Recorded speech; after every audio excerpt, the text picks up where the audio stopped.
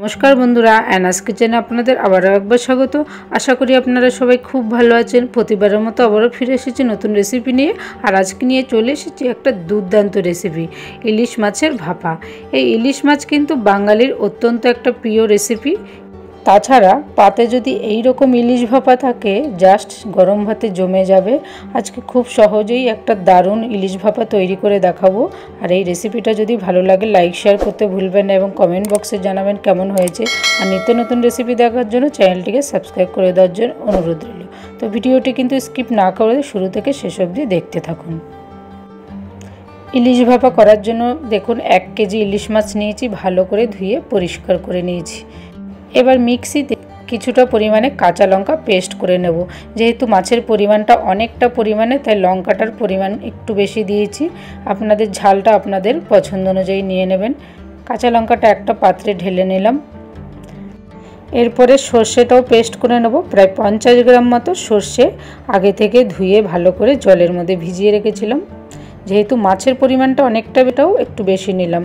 एखाने सामान्य परिमाणे नुन दिए और एकटूखानी जल दिए पेस्ट करे नेब। एकदम स्मूथ पेस्ट तैरी करे नेब। এই দেখুন একদম স্মুথ পেস্ট তৈরি হয়ে গেছে। এবার একটা পাত্রে এই রকম একটা ছাঁকনির সাহায্যে সরষেটাকে ছেঁকে নেব। সরষের পরিমাণ আপনারা যতটাই দিন না কেন এই রকম একটা ছাঁকনিতে ছেঁকে নিয়ে সরষে দিয়ে যে কোনো রেসিপি করবেন দেখবেন একদম কিন্তু তেতো লাগবে না।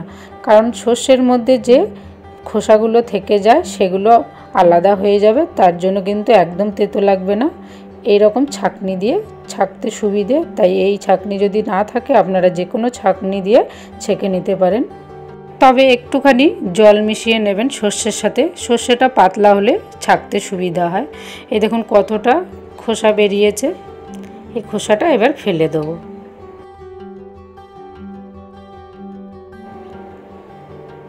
এবার যে পাত্রেই আমি রান্না করব সেই পাত্রে সরষে বাটাটা নিয়ে নিলাম। ওই পাত্রেই পরিমাণ মতো জল দিয়ে ধুয়ে জলটাও দিয়ে দিলাম। দিয়ে দেবো কাঁচা লঙ্কা বাটাটা। স্বাদ মতো নুন অ্যাড করব, অবশ্যই স্বাদ অনুযায়ী নুনটা দেবেন। 1 চামচের থেকে একটু বেশি হলুদ গুঁড়ো, 8 থেকে 10টা কাঁচা লঙ্কা চিড়ে দিয়ে দিলাম। এবার মাছগুলো এক এক করে দিয়ে দেবো। যেহেতু ভাপা ইলিশ হবে তাই মাছটা কাঁচাই দিয়ে দেবো।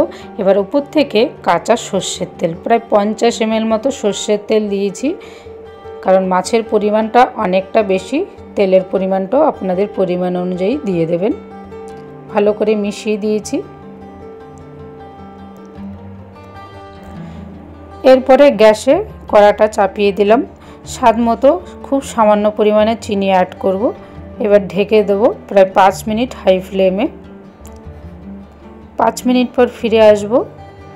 একটু হালকা করে নেড়ে চেড়ে দেবো। খুব সাবধানে নাড়াচাড়া করবেন, কারণ ইলিশ মাছ খুব নরম হয়, তাই নাড়াচাড়াটা খুব সাবধানে করতে হবে।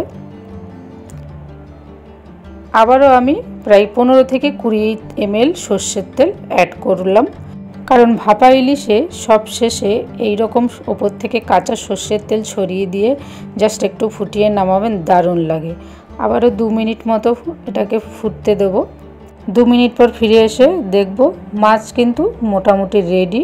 সাইড থেকে দেখুন কতটা পরিমাণে তেল বেরিয়ে গেছে। ভাপা ইলিশ কিন্তু ঠিক এই রকম হলে আমি নামিয়ে নেব। মাছটা অনেকটা পরিমাণে, তাই গ্রেভিটাও একটু বেশি রেখেছি। আপনাদের পরিমাণে আপনারা গ্রেভিটা রাখবেন, তবে গ্রেভিটা কিন্তু খুব বেশি পাতলা রাখবেন না, একটু ঘন রাখবেন, খেতে ভালো লাগবে। তৈরি হয়ে গেল ভাপা ইলিশ। এই রকম ভাপা ইলিশ দিয়ে গরম ভাতে জাস্ট জমে যাবে। আপনারা এইভাবে ভাপা ইলিশ তৈরি করবেন বাড়িতে, দারুণ লাগবে খেতে। আর এই রেসিপিটা যদি ভালো লেগে থাকে অবশ্যই একবার হলেও ট্রাই করবেন। আর লাইক শেয়ার করতে ভুলবেন না এবং কমেন্ট বক্সে জানাবেন কেমন হয়েছে। আর নিত্য নতুন রেসিপি দেখার জন্য চ্যানেলটিকে সাবস্ক্রাইব করে দেওয়ার জন্য অনুরোধ রইল। সুস্থ থাকবেন, ভালো থাকবেন। আবারও দেখা হবে নেক্সট রেসিপি নিয়ে। প্লিজ আপনারা অবশ্যই পাশে থাকবেন। ধন্যবাদ।